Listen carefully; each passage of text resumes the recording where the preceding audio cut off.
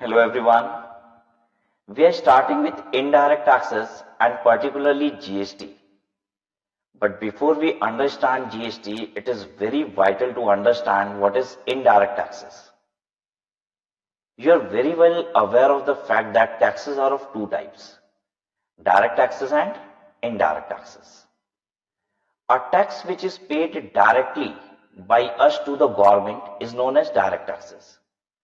But when we pay taxes not directly to the government but via a businessman, then it is known as indirect taxes. अगर एक tax हम सरकार को directly दे देते हैं तो वो डायरेक्ट टैक्सेस है, लेकिन जब भी हम एक टैक्स को व्यापारी के माध्यम से सरकार तक पहुंचाते हैं तो उसे कहा जाता है indirect taxes. Direct taxes persons पे लगाया जाता है, हम आप पर क्या लगाया जाता है? Direct taxes. और हम आप ही क्या करते हैं? सरकार को ये टैक्स देते हैं। लेकिन इनडायरेक्ट टैक्सेस वो टैक्सेस है जो गुड्स और सर्विसेज पे लगाया जाता है। तो जिससे हम वो गुड्स और सर्विसेज एक्वायर करते हैं, हम उसे गुड्स एंड सर्विसेज की पेमेंट भी करते हैं और साथ ही साथ टैक्सेस की पेमेंट भी कर देते हैं। और अब वो व्यापारी क्या करता है? सरकार तक इस टैक्स को पहुंचाता है। और सिंस देखिए, हमने ये गुड्स एंड सर्विसेज पे टैक्स व्यापारी को दिया, व्यापारी सरकार को दे रहा है, हमने डायरेक्टली सरकार को नहीं दिया, इसलिए टैक्स क्या कहलाता है? Indirect taxes. एक बात बताइए, आपको क्या लगता है गवर्नमेंट की अधिक रेवेन्यू कहां से आती है? डायरेक्ट टैक्सेस से या फिर इनडायरेक्ट टैक्सेस से? गवर्नमेंट की जो बड़ी रेवेन्यू है वो इनडायरेक्ट टैक्सेस से आती है। डायरेक्ट टैक्सेस की रेवेन्यू कंपैरेटिवली लोअर है इनडायरेक्ट टैक्सेस के कंपैरिजन में। अच्छा, पब्लिक की बात करिए, पब्लिक के लिए ज्यादा तकलीफ वाला टैक्स कौन सा है? डायरेक्ट टैक्सेस या इनडायरेक्ट टैक्सेस? अगर पब्लिक की तकलीफ की बात करेंगे तो बड़ी तकलीफ वाला टैक्सेस है डायरेक्ट टैक्सेस। जब मुझे अपनी जेब से इनकम टैक्स पे करना होता है ना, तो बड़ी तकलीफ होती है कि ये पैसा मैं सीधे सीधे सरकार को दे रहा हूं। लेकिन जरा सोचिए, इनडायरेक्ट टैक्सेस तो हम पल पल सरकार को दे रहे हैं, लेकिन कभी तकलीफ नहीं होती। हमने जीन्स खरीदा तो क्या किया? उस जीन्स की जो प्राइस थी उसके अंदर कुछ जीएसटी का एलिमेंट था और हमने उस व्यापारी को जीएसटी भी पे किया, लेकिन कभी तकलीफ नहीं हुई। क्योंकि अगर मैंने 2000 रुपए की जीन्स खरीदी, उसके अंदर भले 200 रुपए का जीएसटी हो, हम मानते ही कहां है कि हमने टैक्स पे किया। हमें तो ऐसे लगता है कि मैंने जीन्स ही 2000 रुपए की खरीदी। सुबह से लेके अभी तक मैंने जितना सामान यूज किया है, सब में कुछ ना कुछ टैक्सेस गवर्नमेंट को पहुंचे हैं, लेकिन मैं जो पेमेंट कर रहा हूं, मुझे महसूस होता है कि मैं उस सामान के लिए, उस पर्टिकुलर गुड्स एंड सर्विसेज के लिए पे कर रहा हूं और मुझे कभी भी तकलीफ नहीं होती। सरकार को भी ये बात पता है। और सरकार का बड़ा टैक्सेस भी इनडायरेक्ट टैक्सेस से ही आ रहा है, जहां पब्लिक डायरेक्टली इंपैक्टेड नहीं है, पब्लिक को तकलीफ नहीं है। गवर्नमेंट का यह भी कहना है कि जैसे जैसे जीएसटी सक्सेसफुल होते जाएगा, हम ग्रेजुअली डायरेक्ट टैक्सेस को क्या करेंगे? कम करने की कोशिश करेंगे। हम पब्लिक को यहां पे और बेनिफिट देंगे डायरेक्ट टैक्सेस में, लेकिन जीएसटी की रेवेन्यू इंक्रीज होनी चाहिए, जीएसटी सक्सेसफुल होना चाहिए। क्योंकि गवर्नमेंट की बड़ी कलेक्शन भी इनडायरेक्ट टैक्सेस से है और पब्लिक डायरेक्टली इस पे इंपैक्टेड नहीं होती है, पब्लिक को बहुत ज्यादा तकलीफ नहीं होती है, क्योंकि हम गुड्स एंड सर्विसेज की जब पेमेंट कर रहे हैं तो साथ ही साथ क्या हो रहा है? इनडायरेक्ट टैक्सेस पे हो जा रहा है, राइट? तो maybe in near future you can find that the direct taxes has come down to a greater extent. It is quite possible and even government has promised that. Right? तो चलिए आइए आज की क्लास में हम लोग indirect taxes के concept को बनाते हैं। As because GST is an indirect tax, so unless we understand what is indirect taxes, we won't be able to understand GST. Please start. Basic for taxation.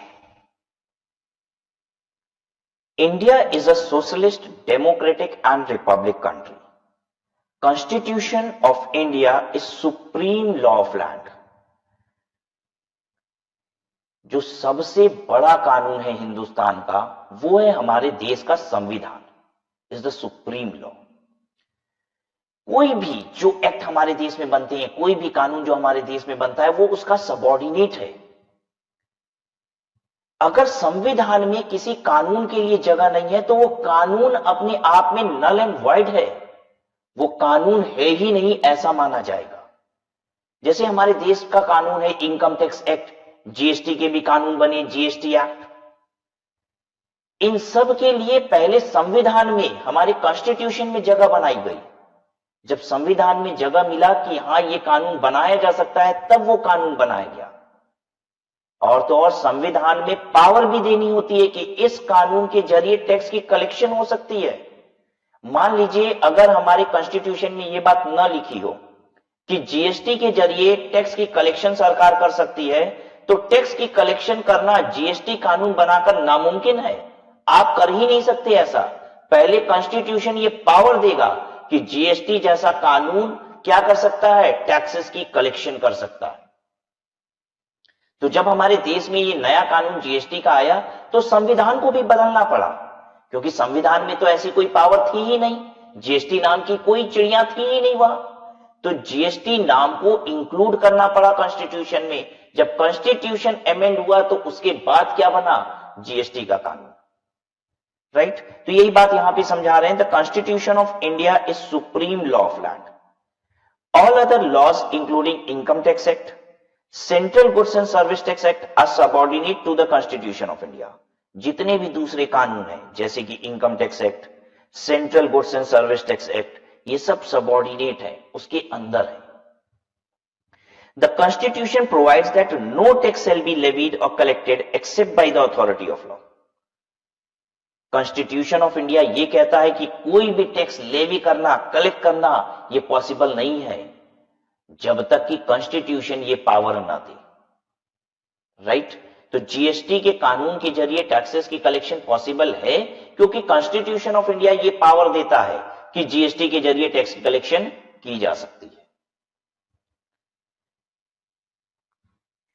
Taxes दो प्रकार की होती है, direct tax and दूसरा indirect tax. Direct tax उसे कहा जाता है जो कि पर्सन्स पे लगाया जाता है, इंडिविजुअल, एचयूएफ, फर्म, कंपनी, ये सब कुछ पर्सन होते हैं। ये लोग पर्सन हैं, हम आप पर्सन हैं। हमारे ऊपर सरकार जो टैक्स लगाती है उसको कहा जाता है डायरेक्ट टैक्स, और हम डायरेक्टली गवर्नमेंट को ये पे भी कर देते हैं। मतलब सरकार हमारे ऊपर बर्डन डालती है, इस बर्डन को हम बियर करते हैं और हम ही सरकार को पे भी करते हैं। इनडायरेक्ट टैक्सेस क्या है, जो पर्सन पे नहीं लगाती सरकार, सरकार लगाती है इसे गुड्स एंड सर्विसेज पे, और हम जिससे गुड्स एंड सर्विसेज एक्वायर करते हैं हम उसको पे करते हैं, और फर्दर वो व्यक्ति, वो व्यापारी सरकार को दे देता है टैक्स। यानी हमने किसको टैक्स दिया, हम कंज्यूमर हैं, हमने गुड्स एंड सर्विसेज को कंज्यूम किया तो हमने टैक्सेस उसे पे किया जो इसका सप्लायर है, यानी वो व्यापारी को दिया, और वो व्यापारी फर्दर किसको दे दिया, सरकार को दे दिया।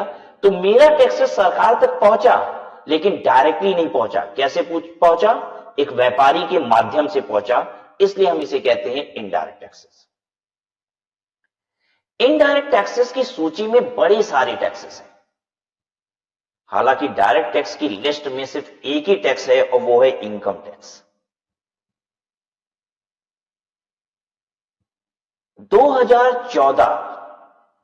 2014 बजट के पहले हिंदुस्तान में एक और डायरेक्ट टैक्स हुआ करता था जिसका नाम था वेल्थ टैक्स। लेकिन 2014 के बजट में अरुण जेटली जी ने वेल्थ टैक्स को एबॉलिश कर दिया। ठीक है, नरेंद्र मोदी की सरकार की पहली जो बजट थी उसकी बात कर रहे हैं, जिसमें अरुण जेटली जी ने वेल्थ टैक्स को एबॉलिश कर दिया। तो अब फिलहाल क्या है, सिर्फ एक ही डायरेक्ट टैक्स है, and that is income tax. Now coming to indirect taxes, जिसका बड़ा टैक्स तो पता है क्या है, जीएसटी और कस्टम। लेकिन छोटे मोटे और भी कई सारे इनडायरेक्ट टैक्सेस हैं। तो हमने लिखा GST, custom duty and miscellaneous other taxes. But let me tell you कि जीएसटी आने के बाद बहुत सारे टैक्सेस जीएसटी के अंदर सबस्यूम हो गए। तो इनडायरेक्ट टैक्सेस की जो लिस्ट है ना, वो भी बहुत छोटी हो गई है after GST. Pre GST era में तो बहुत सारे इनडायरेक्ट टैक्सेस होते थे, ये बहुत कर्टेल हो गया है, बहुत छोटा हो चुका है, लेकिन फिर भी अभी भी बहुत सारे इनडायरेक्ट टैक्स बचे हुए हैं। जीएसटी क्या है? अगर आप डोमेस्टिक परचेज करते हो तो यू विल हैव टू पे जीएसटी अपने देश में, ठीक है। डोमेस्टिक परचेज करते हैं तो हम जीएसटी पे करते हैं। अगर हम इंटरनेशनल परचेज करते हैं, ठीक है, तो हम उस पे क्या पे करते हैं? Custom duty. This is on domestic purchase and this is on international purchase. Now as regard miscellaneous other taxes, कुछ और भी इनडायरेक्ट टैक्सेस हैं क्या? बिल्कुल हैं, जैसे कि मोटर व्हीकल टैक्स। जब आप नई कार खरीदते हैं, बाइक खरीदते हैं, स्कूटी खरीदते हैं, तो आप सरकार को मोटर व्हीकल टैक्स देते हैं।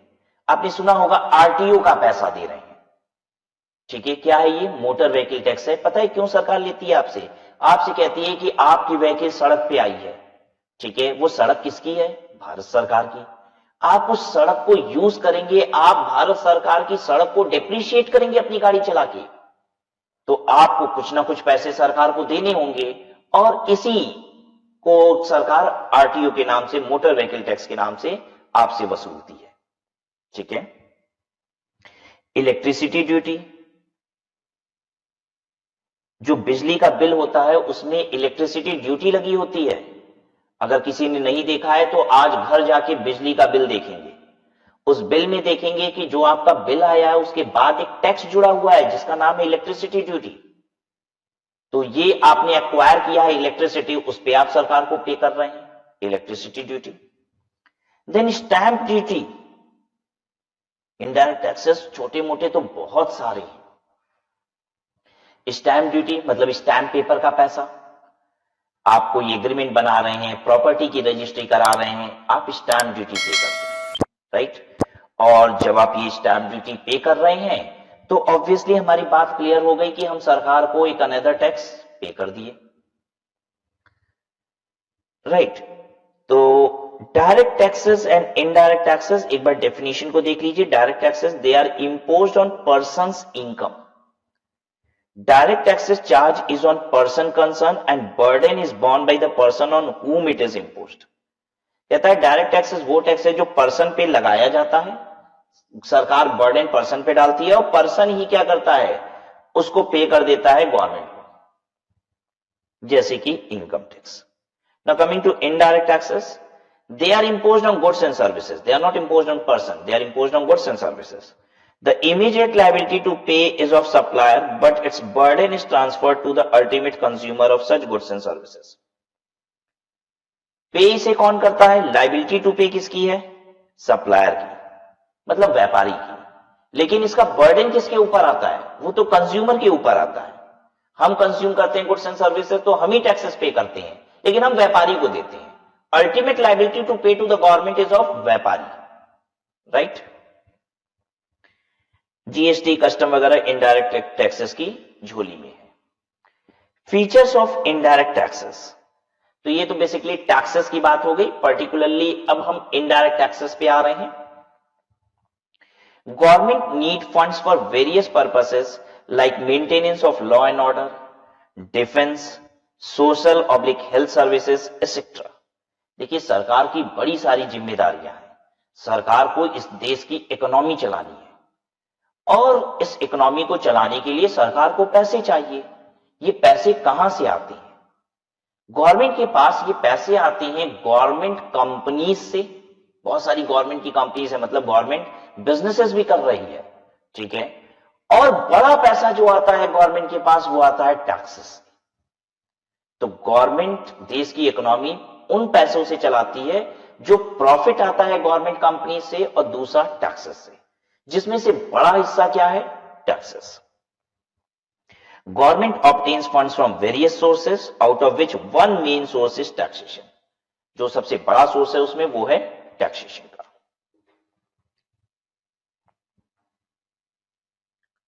Now let us see the difference between direct taxes and indirect taxes.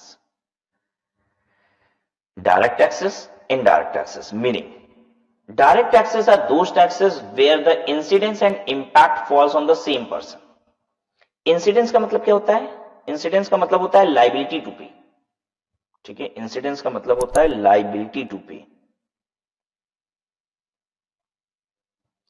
ठीक है, और इंपैक्ट का मतलब होता है बर्डन. बर्डन किसके ऊपर है, कौन झेल रहा है उस टैक्स को.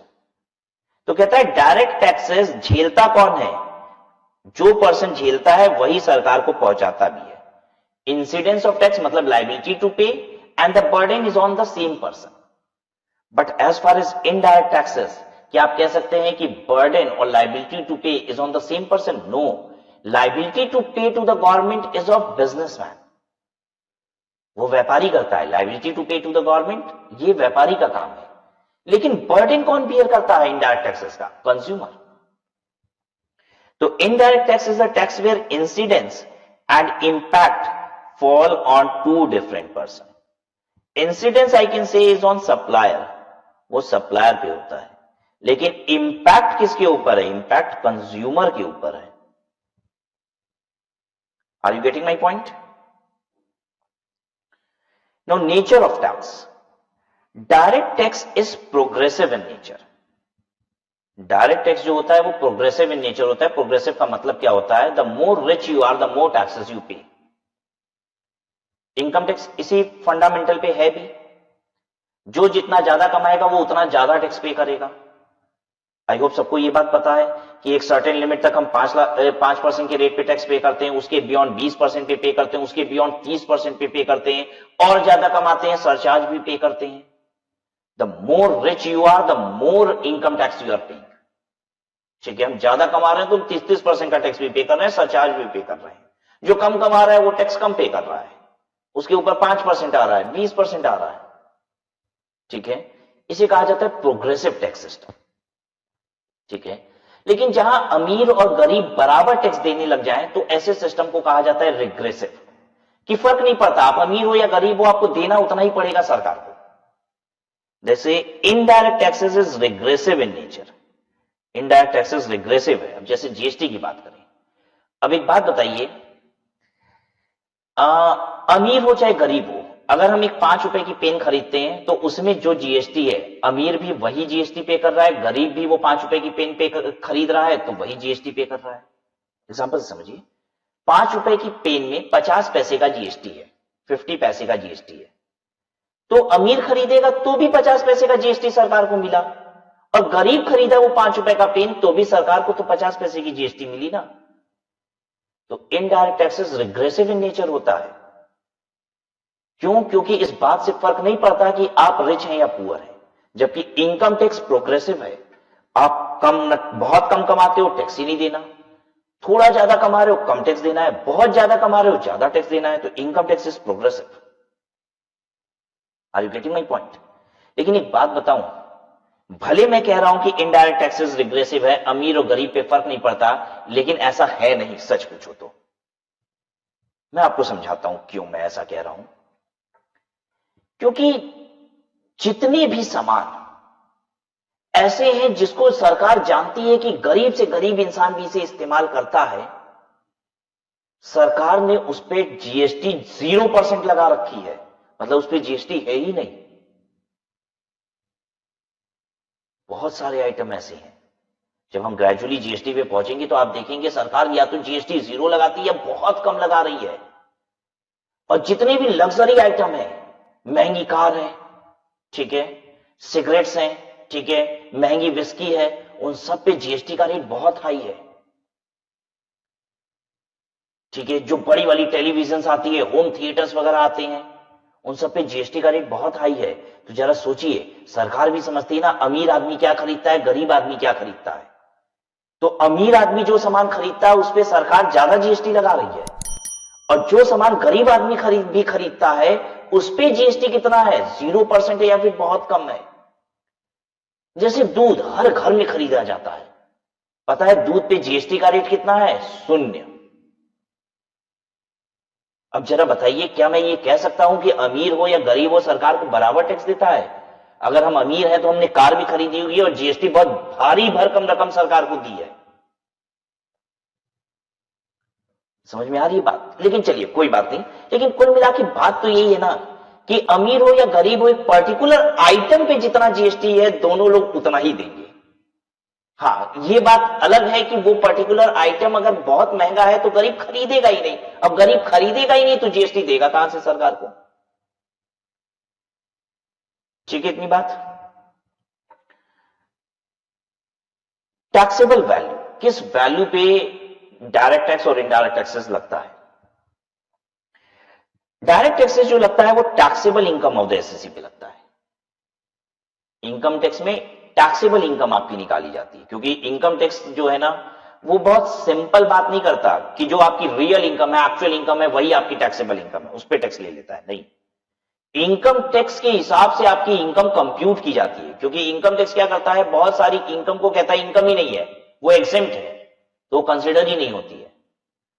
तो इनकम टैक्स के हिसाब से आपकी इनकम निकाली जाती है, जिसे कहा जाता है टैक्सेबल इनकम, और आपको उस पर टैक्स देना होता है। जबकि indirect taxes value of supply of goods and services पे होता है। जितने रुपए की आप गुड्स एंड सर्विसेज को सप्लाई करते हैं उस वैल्यू पे आपको इनडायरेक्ट टैक्सेस पे करना होता है। Levy and collection, levied and collected from the SSC. Levy and collection, direct taxes levied and collected from the SSC. ये एसएससी पे लेवी किया जाता है और कलेक्ट किया जाता है, मतलब जिस पे लगाया जाता है उसी से कलेक्ट भी किया जाता है। जबकि ये तो हम जानते हैं कि ये लगाया किसी और पे जाता है, कलेक्ट किसी और से किया जाता है। लगाया जाता है कंज्यूमर पे, कलेक्ट किया जाता है व्यापारी से। Levied and collected from the consumer but paid to the exchequer. इसको एक्सचेकर, एक्सचेकर का मतलब होता है government, but paid to the exchequer, that is paid to the government by the dealer. Dealer means supplier, the businessman. Shifting of burden, क्या direct taxes के burden को shift किया जा सकता है? मतलब सरकार ने मेरे ऊपर लगाया, मैं किसी और के ऊपर ढकेल देता हूं? नहीं भाई, सरकार ने मेरे ऊपर ये बोझ दिया है तो मुझे ही ढोना पड़ेगा इस बोझ को। ये है direct taxes, directly borne by the SSC, hence cannot be shifted. Now let us talk of indirect taxes. क्या इसके बोझ को कहीं और ढकेला जा सकता है? हाँ, व्यापारी को सरकार कहती है इनडायरेक्ट टैक्सेस दो हमको, व्यापारी किस पे ऊपर बोझ डाल देता है? कंज्यूमर के ऊपर। ठीक है, the tax burden is shifted to the subsequent और अल्टीमेट यूजर। कलेक्टेड, कब कलेक्ट किया जाता है taxes? After the income for a year is earn, जब एक साल की इनकम अर्न हो जाती है उसके बाद डायरेक्ट टैक्सेस लगता है। और इनडायरेक्ट टैक्सेस सप्लाई के समय लग जाता है, जैसे ही सप्लाई होती है गुड्स एंड सर्विसेज की, इनडायरेक्ट टैक्सेस उसी समय लग जाता है।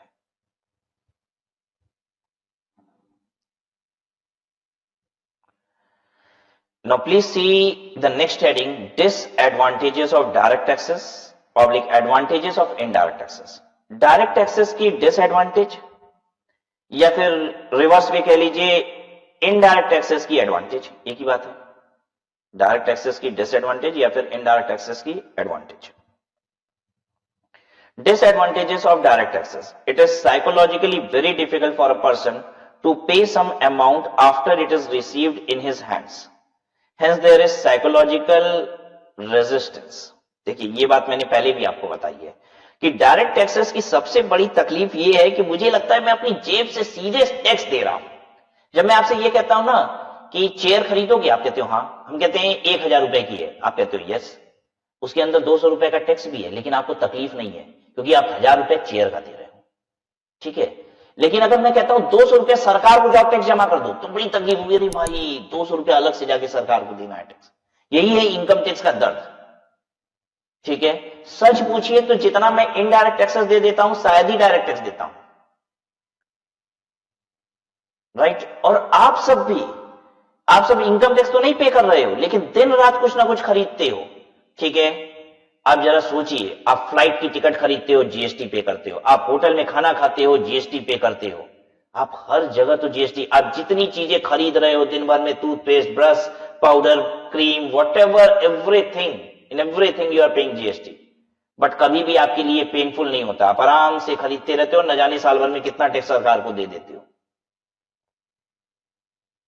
लेकिन डायरेक्ट टैक्सेस में क्या होता है ना, टैक्स अलग से देना पड़ता है, इसलिए तकलीफ हो जाती है। तो ये कह रहा है ये साइकोलॉजिकल प्रॉब्लम है थोड़ा सा डायरेक्ट टैक्सेस के साथ। पब्लिक तैयार नहीं हो पाती कि अलग से कुछ देना होगा।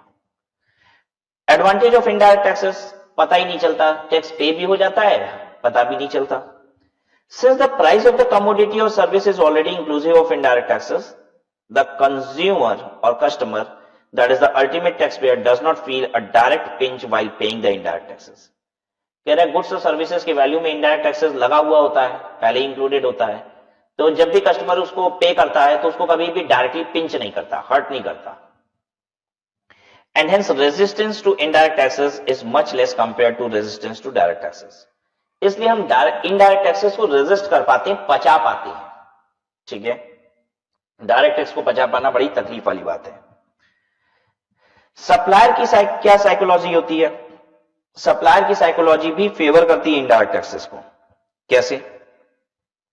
मैं एक सप्लायर हूं, मुझे सरकार को जीएसटी पे करना है, मुझे कोई तकलीफ नहीं है। क्यों? क्योंकि मुझे अपने कंज्यूमर से जीएसटी लेना है, सरकार को दे देना है। मेरा काम तो लेना और देना है, तो मुझे किस बात की तकलीफ? तकलीफ तो उसको होती है जिसके जेब से कुछ जाता है, ठीक है। आपसे लूंगा, सरकार को दूंगा, क्या तकलीफ है? और आपको देने में तकलीफ इसलिए नहीं है क्योंकि आप तो गुड्स एंड सर्विसेज की कीमत मान के चल रहे हो, क्यों अलग से तो पैसा मांग नहीं रहे हैं, इंक्लूसिव है गुड्स और सर्विसेज की वैल्यू में, तो आपको भी तकलीफ नहीं है। तो साइकोलॉजिकली इनडायरेक्ट टैक्सेस पे करना आसान है as compare to direct taxes.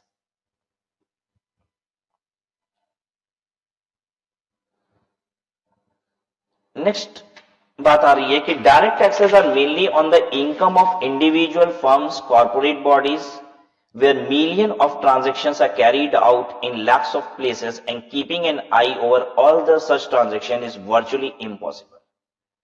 देखिए एक बात समझिए, डायरेक्ट टैक्सेस की रेवेन्यू को कंट्रोल करना या डायरेक्ट टैक्सेस की रेवेन्यू को ऑब्टेन कर लेना, ये थोड़ा सा डिफिकल्ट टास्क है सरकार के लिए। इनडायरेक्ट टैक्सेस कलेक्ट करना कंपैरेटिवली इजी है।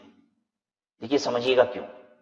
क्योंकि जहां तक रही बात इनकम की, तो सरकार कहती है इनकम तो लगभग हर कोई कमा रहा है, किसी का बिजनेस ऑर्गेनाइज्ड है, दिखता है, तो हमें समझ में आता है कि उसकी इनकम कितनी है।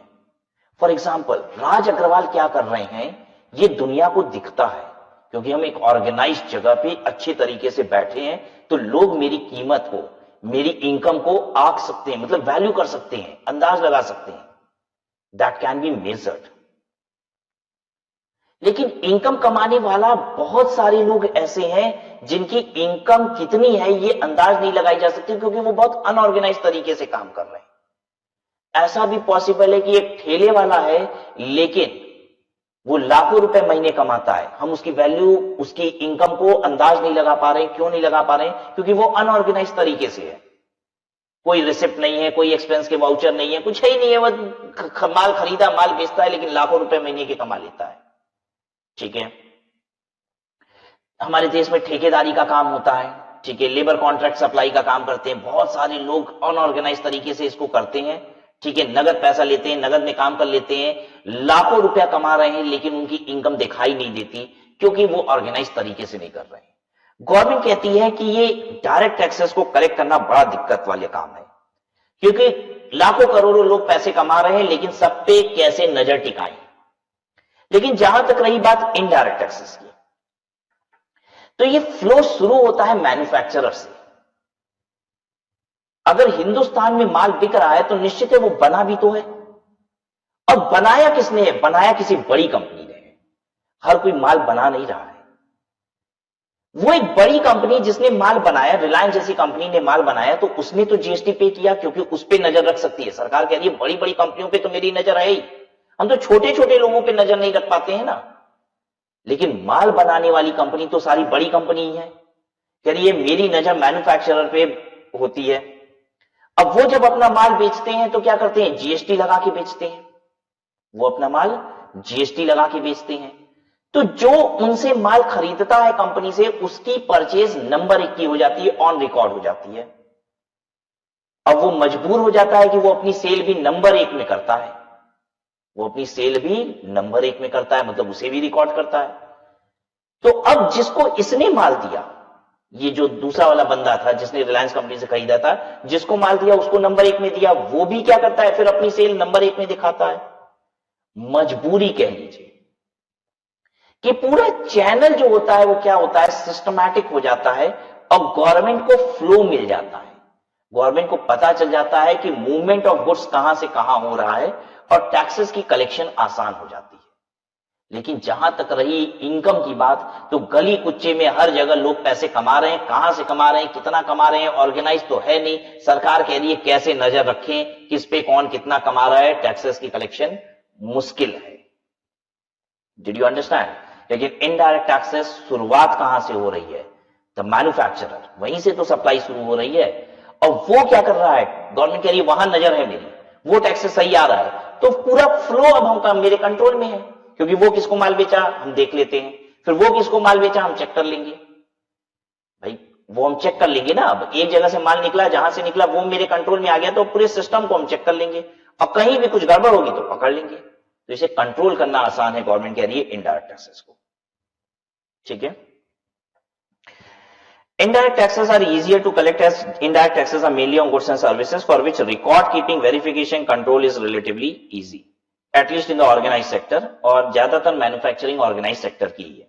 ठीक है, हम ऐसा नहीं कह रहे हैं कि अनऑर्गेनाइज सेक्टर में मैन्युफैक्चरिंग नहीं है, बहुत सारे ऐसे लोग हैं अनऑर्गेनाइज तरीके से माल वगैरह बना रहे हैं, लेकिन गवर्नमेंट कह रही है कि मेजर भाई ज्यादा हिस्सा मैन्युफैक्चरिंग का कहां से आ रहा है, ऑर्गेनाइज सेक्टर से। Manufacturing activities are carried out mainly in the organized sector where records and controls are better. Tax evasion is comparatively more in direct taxes where it is on unorganized sector since control is difficult. Tax evasion भी ज्यादा direct taxes में होता है। ठीक है, क्यों? बहुत सारे लोग अपनी इनकम टैक्स रिटर्न ही फाइल नहीं करते, टैक्सेस ही नहीं जमा करते। Why? As because government cannot control all this. ठीक है,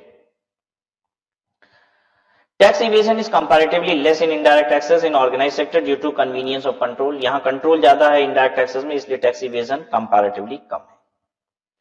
Collection cost of direct taxes as percentage of tax collected are higher in the direct taxes compared to indirect taxes. अच्छा, ये भी आपको बता दें, डायरेक्ट टैक्सेस की कलेक्शन चार्ज भी बहुत ज्यादा है गवर्नमेंट की। कलेक्शन चार्ज किसको कहते हैं? बेसिकली इनकम टैक्स डिपार्टमेंट को जो सैलरी वगैरह जा रही है वो कलेक्शन चार्ज ही तो हो गया इनकम टैक्स का। तो इनकम टैक्स की रेवेन्यू एक तो कम है, लेकिन खर्चे उसके रिस्पेक्ट में ज्यादा है। Collection cost of indirect taxes as percentage of tax collected are lower in indirect taxes compare to direct taxes. अच्छा, कलेक्शन चार्ज यहां पे कम क्यों समझ में आती है, जैसे जीएसटी डिपार्टमेंट वगैरह के खर्चे कम समझ में क्यों आते हैं? क्योंकि इनकी जो रेवेन्यू है वो बहुत ज्यादा है, तो जो हम खर्चे कर रहे हैं इनडायरेक्ट टैक्सेस की वजह से वो कंपैरेटिवली परसेंटेज टर्म्स में कम दिखाई देता है। Direct taxes can control wasteful expenditure only indirectly by taking higher income group people. देखिए, जैसे इनडायरेक्ट टैक्सेस जो होता है ना वो खर्चों को कंट्रोल करता है। अब जैसे 5 लाख रुपए की कार है, ठीक है, अब जीएसटी मिला के वो कार हो जा रही है 7 लाख रुपए की, तो अब मुझे लग रहा है मैं 7 लाख रुपए नहीं पे कर पाता हूं, तो क्योंकि भाई जीएसटी 2 लाख रुपए की, मैं 7 लाख रुपए पे नहीं कर पाता, तो मैं कार नहीं खरीदता हूं। तो जीएसटी इनडायरेक्ट टैक्सेस आपकी खर्चों को कंट्रोल करता है, लेकिन डायरेक्ट टैक्सेस खर्चों को कंट्रोल नहीं करता। क्यों नहीं करता? क्योंकि खर्चों से कोई रिलेशन ही नहीं, मैंने तो जो इनकम कमाई है टैक्सेस उस पर पे करना है, और इनडायरेक्ट टैक्सेस तो बेसिकली आपके खर्चों पे लग रहा है ना। आप कोई गुड्स एंड सर्विसेज लेंगे, पेमेंट करेंगे, तब तो इनडायरेक्ट टैक्सेस देंगे। तो इनडायरेक्ट टैक्सेस आप ऐसे समझ लीजिए खर्चों पे है, और डायरेक्ट टैक्सेस आपकी इनकम पे है। तो खर्चों को कंट्रोल आपका इनडायरेक्ट टैक्सेस करता है, आपके बिना मतलब के खर्चे वगैरह कंट्रोल करने के लिए इनडायरेक्ट टैक्सेस है। अब आइए रिवर्स में बात कर लेते हैं। Advantages of direct taxes oblique disadvantages of indirect taxes. Direct taxes की खूबी बताएंगे तो इनडायरेक्ट टैक्सेस को तो दबाना ही पड़ेगा, उसके डिसएडवांटेज। डायरेक्ट टैक्सेस की सबसे बड़ी खूबी, नंबर 1 खूबी, ये प्रोग्रेसिव है। प्रोग्रेसिव का मतलब है कि अमीर आदमी ज्यादा टैक्स देगा, गरीब आदमी कम टैक्स देगा, बहुत गरीब है देगा ही नहीं। लेकिन इनडायरेक्ट टैक्सेस में ऐसी कोई कहानी नहीं है, आप अमीर हैं या गरीब हैं, आप अगर कार खरीदते हैं तो बराबर टैक्स देंगे, आप अगर फर्नीचर खरीदते हैं तो बराबर टैक्स देंगे। एक पर्टिकुलर सामान चाहे गरीब खरीदे चाहे अमीर खरीदे, सरकार को टैक्स बराबर मिलता है। ठीक है। लेकिन मैंने आपको ये समझाया कि ऐसा नहीं है कि इसको हम इनडायरेक्ट टैक्सेस को प्योरली रिग्रेसिव कह सकते हैं। वो इसलिए क्योंकि सरकार ने इसका भी एक बड़ा सुंदर मैकेनिज्म बनाया है। सरकार जानती है कि गरीब आदमी क्या खरीदता है, अमीर आदमी क्या खरीदता है। जो भी सामान अमीर आदमी खरीदता है उस पर टैक्सेस गवर्नमेंट ने ज्यादा बना दिया है जीएसटी का, और जो सामान गरीब आदमी खरीदता है उस पर टैक्सेस बहुत कम कर दिया है, या फिर टैक्सेस है ही नहीं, कुछ ऐसे भी आइटम है। क्लियर है बात आपको? पढ़ देते हैं। Indirect taxes do not depend on paying capacity, ठीक है, वो यूनिफॉर्म है। Since the indirect taxes is uniform, सबके लिए बराबर है। The tax payable on commodity is same whether it is purchased by poor man or a rich person. Hence the indirect taxes are termed as regressive. लेकिन bracket में देखिए हमने ये बात लिखा है कि प्योरली रिग्रेसिव कहना गलत होगा।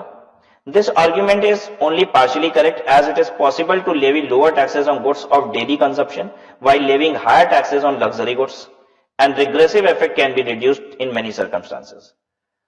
और सरकार देखिए रिग्रेसिव इफेक्ट को कम कर सकती है ऐसा करके कि जो चीज सबको इस्तेमाल करता है उस पर टैक्स कम कर ले, और जो सिर्फ रईस लोग खरीदते हैं उसको उस पर टैक्स ज्यादा ले ले। Direct taxes do not affect price of goods and services. भाई सीधी सी बात है, गुड्स एंड सर्विसेज के प्राइस पे डायरेक्ट टैक्स का कोई इंपैक्ट नहीं होता क्योंकि डायरेक्ट टैक्स आपकी इनकम पे लगता है। हाँ, अगर इनडायरेक्ट टैक्सेस का इंपैक्ट गुड्स एंड सर्विसेज की वैल्यू पे जरूर आता है इनडायरेक्ट टैक्सेस का। Taxes on goods and services increases its price, which reduces demand of goods and services. Lesser demand means lower growth of industrialization. देखिए indirect taxes की एक खामी बता रहा है कि indirect taxes goods and services पे लगाया जाता है, उससे माल महंगा हो जाता है, लोग उसे कम खरीदते हैं तो इंडस्ट्रियलाइजेशन इफेक्ट होता है। जबकि डायरेक्ट टैक्स लगाने से इंडस्ट्रियलाइजेशन इफेक्ट नहीं होता है क्योंकि उससे गुड्स एंड सर्विसेज की प्राइस पे कोई इंपैक्ट ही नहीं आता।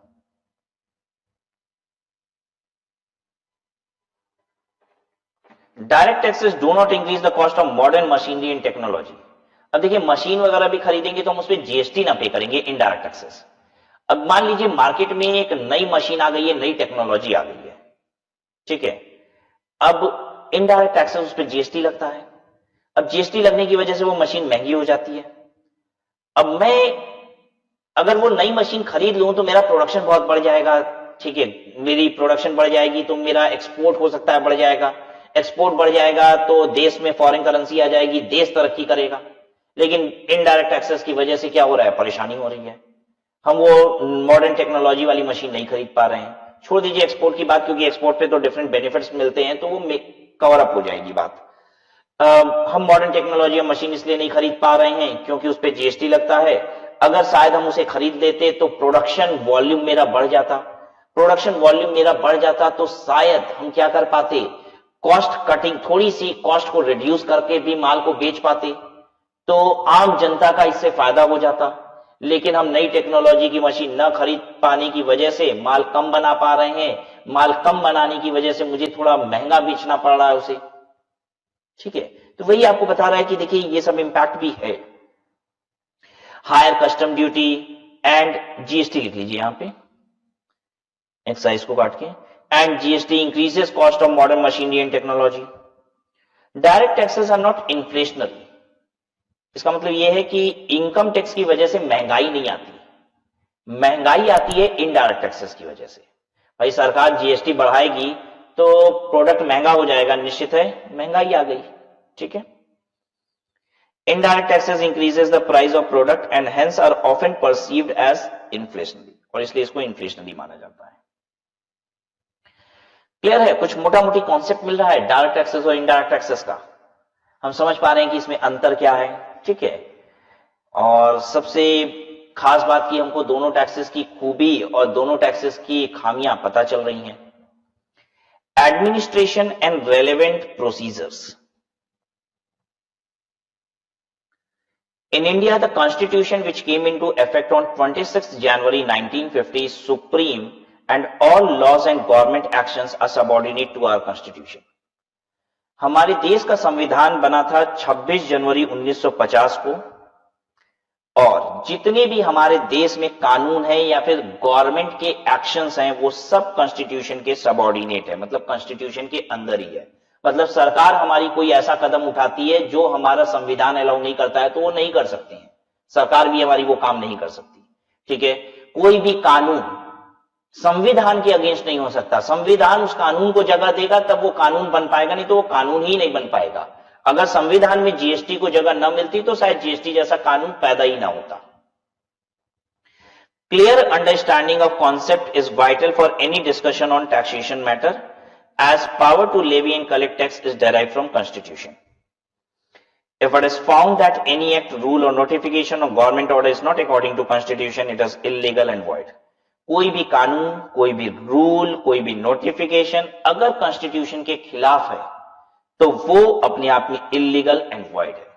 मतलब सुप्रीम जो है, सबसे ऊपर क्या है? Constitution of India. थोड़ा सा कॉन्स्टिट्यूशन की बात करते हैं।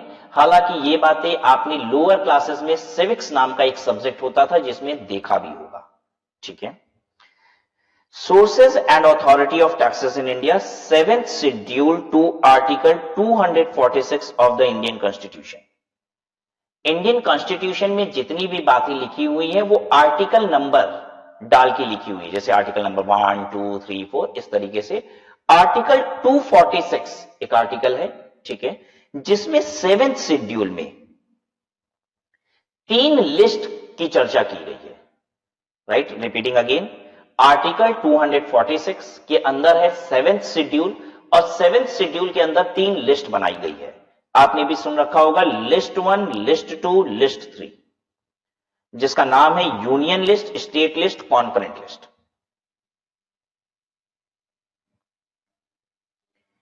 यूनियन लिस्ट क्या है? इसमें कुछ टैक्सेस के नाम लिखे हुए हैं। स्टेट लिस्ट में भी कुछ टैक्सेस के नाम लिखे हुए हैं। कॉन्करेंट लिस्ट में भी कुछ टैक्सेस के नाम लिखे हुए हैं। यूनियन लिस्ट में जिन टैक्सेस के नाम लिखे गए हैं उसकी रेवेन्यू जाती है यूनियन गवर्नमेंट को, यानी कि सेंट्रल गवर्नमेंट को। स्टेट लिस्ट में जिन टैक्सेस के नाम लिखे गए हैं ये रेवेन्यू सोर्स बनता है स्टेट गवर्नमेंट के लिए। कॉन्करेंट लिस्ट में जिन टैक्सेस को, कॉन्करेंट लिस्ट में जिन भी टैक्सेस के नाम लिखे गए हैं इसकी रेवेन्यू जाती है सेंट्रल गवर्नमेंट और स्टेट गवर्नमेंट। मतलब कभी सेंट्रल गवर्नमेंट को चली जाती है, कभी स्टेट गवर्नमेंट को चली जाती है। वो है क्या, मैं आपको बताता हूं। जैसे कॉन्करेंट लिस्ट में स्टैंप ड्यूटी लिखी हुई है, ठीक है, स्टैंप पेपर का जो पैसा होता है। तो स्टैंप पेपर बहुत सारी चीजों में लगता है। भाई जमीन की रजिस्ट्री कराओगे तो लगेगा, मकान की रजिस्ट्री कराओगे तो लगेगा, पार्टनरशिप एग्रीमेंट एक बनानी है तो भी लगेगा, कोई भी लीगल एग्रीमेंट बना रहे हैं तो स्टैंप पेपर लग रहा है कि नहीं ऐसा? तो अब सेंट्रल गवर्नमेंट और स्टेट गवर्नमेंट ने डिवाइड कर रखा है कि भाई अगर स्टैंप पेपर इस काम का आएगा तो सेंट्रल गवर्नमेंट ले लेगी, अगर स्टैंप पेपर इस पर्टिकुलर एग्रीमेंट की वजह से आएगा तो स्टेट गवर्नमेंट ले लेगी। मतलब दोनों लोग एक साथ बांट लेंगे ऐसा नहीं है। सोर्सेस भी डिफाइंड है उसमें कि स्टैंप पेपर तो बहुत सारे सोर्सेस से आता है स्टैंप ड्यूटी, तो कुछ सोर्सेस स्टैंप ड्यूटी के ऐसे होंगे जो सेंट्रल गवर्नमेंट के होंगे और कुछ सोर्सेस से अगर स्टैंप ड्यूटी आ रही है तो वो स्टेट गवर्नमेंट की होगी। राइट, मतलब किसी का 100 रुपए आया स्टैंप ड्यूटी का, चलिए सुनिए ध्यान से, मिस्टर ए ने 100 रुपए स्टैंप ड्यूटी पे किया तो वो किसका होगा? या तो सेंट्रल गवर्नमेंट या तो स्टेट गवर्नमेंट, दोनों लोग नहीं बांट लेंगे, क्योंकि वो अब देखा जाएगा कि ये 100 रुपए किस बात का आया है, स्टैंप ड्यूटी कौन से कारण से आया है, वो कारण की रेवेन्यू किसको जानी थी, क्या डिसाइडेड है, सेंट्रल गवर्नमेंट को जानी थी या स्टेट गवर्नमेंट को?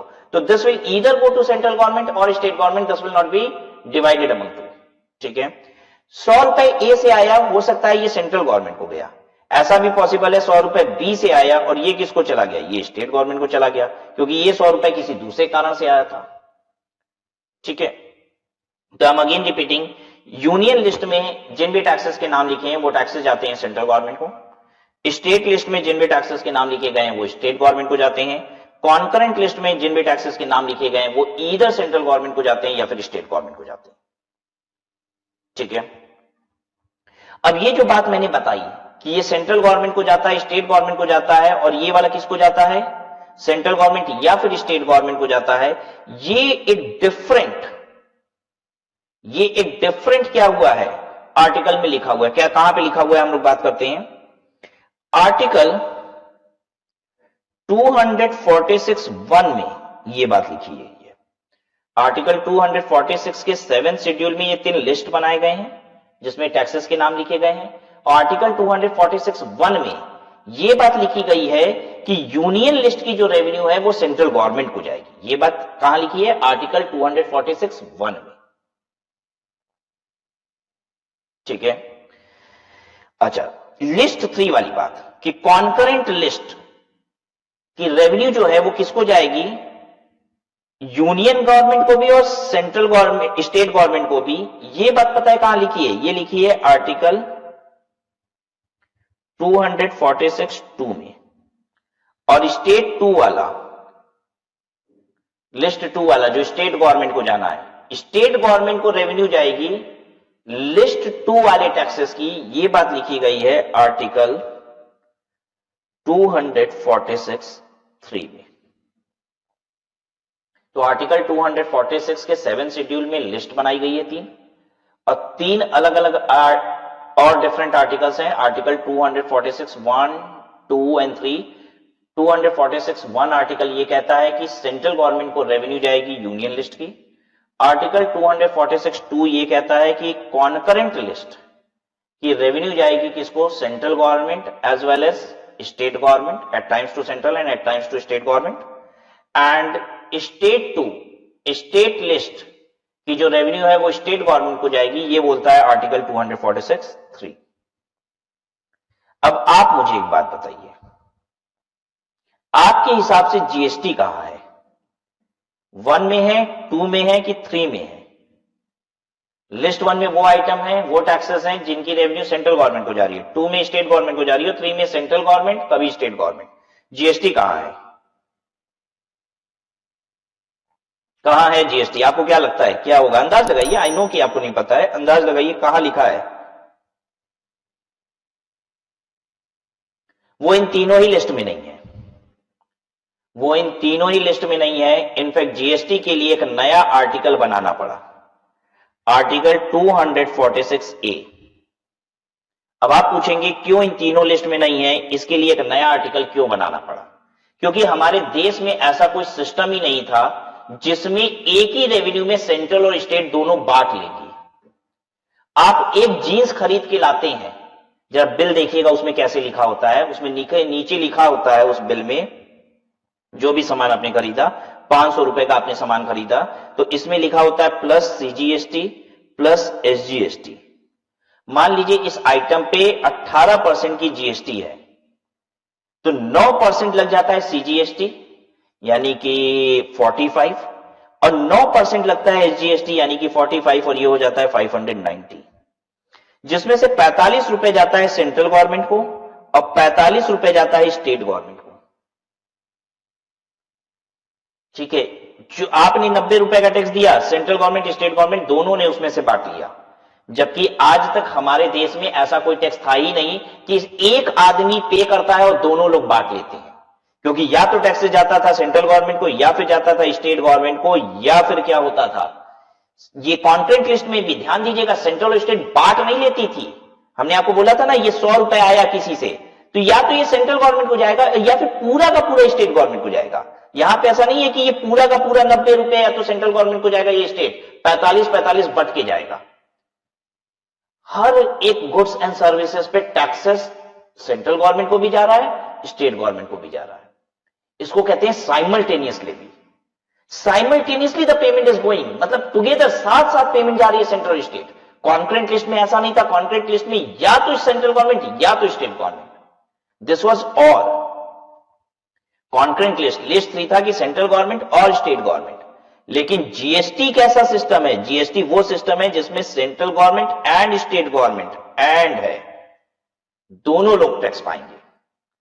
और सिंस ऐसा कोई सिस्टम ही हमारे यहां नहीं था, इसलिए एक नया आर्टिकल बनाना पड़ गया। ये आर्टिकल था थोड़ी ना, आर्टिकल 246 था, उसके बाद इंसर्ट करना पड़ा एक नया आर्टिकल कॉन्स्टिट्यूशन में, संविधान में एक नई जगह बनानी पड़ी जीएसटी के लिए, and which has been placed by article 246(a) कि जीएसटी नाम का एक ऐसा टैक्स आएगा जिसपे सेंट्रल गवर्नमेंट स्टेट गवर्नमेंट दोनों ही टैक्सेस कलेक्ट करेगी। Did you understand this? आइए, जो बात अभी बताई वो यहां पे लिखी हुई है, पावर ऑफ सेंट्रल गवर्नमेंट और state government to levy tax, article 246(1), This is in respect of list 1, and who is empowered to collect tax? Central government. Article 246(2). This is for list 3, the concurrent list, last one. And और को मैंने bold भी किया है बच्चों, ध्यान से देखिएगा, और the revenue will either go to central government or state government. It's not and, but GST कैसी चीज है? GST जो है, this is and, central government को भी जाएगी और स्टेट गवर्नमेंट को भी जाएगी, साइमल्टेनियसली जाएगी, ठीक है। 246(3) ये लिस्ट 2 के रिस्पेक्ट में है और इसकी रेवेन्यू जाती है स्टेट गवर्नमेंट को। So this was all about the concept of indirect tax, जिससे बेसिकली मेरे दिमाग में इनडायरेक्ट टैक्सेस क्या होता है, कॉन्स्टिट्यूशन क्या होता है, कानून कैसे बनता है, कानून बनाने का पावर कहां से मिलता है, ठीक है, कॉन्स्टिट्यूशन में जीएसटी की जगह कहां पे है, इतना कुछ हम लोग ने समझा। This was an orientation of basically you can say indirect taxes. Will stop this session over here, और नेक्स्ट क्लास में जब आपके साथ मिलेंगे तो हम लोग जीएसटी से कमेंट्स करेंगे। Will start with the origin of GST in the next class. So this was all about today's class. Thank you so much.